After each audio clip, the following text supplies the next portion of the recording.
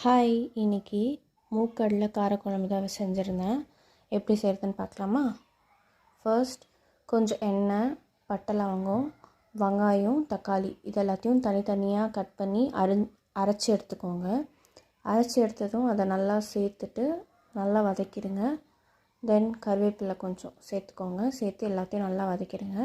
இஞ்சி பூண்டு பேஸ்ட் இது எல்லாத்தையும் சேர்த்து நல்லா வதக்கிட்ட பிறகு மஞ்சத்தூள், தேவையான அளவு மிளகாத்தூள், உங்களுக்கு ரொம்ப காரமாக வேணும் அப்படின்னு நினச்சிங்கன்னா அதுக்கேற்ற மாதிரி மிளகாத்தூள் போட்டுக்கோங்க.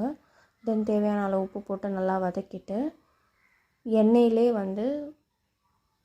முள்ளங்கியை கட் பண்ணி சேர்த்துருந்தேன். நல்லா இருக்கும், முள்ளங்கியெல்லாம் போட்டு செஞ்சு பாருங்கள். நெக்ஸ்ட் மூக்கடலை இது எல்லாத்தையும் ஒன்றா சேர்த்து நல்லா கொதிக்க விடணும். அதுக்கப்புறமா தேங்காய் அரைச்சி ஆட் பண்ணியிருந்தேன் திக்காக வேணுன்றதுக்காக. லாஸ்ட்டாக கொத்தமல்லி, லெமன். ட்ரை பண்ணி பார்த்துட்டு கமெண்ட்டை சொல்லுங்கள். பாய்.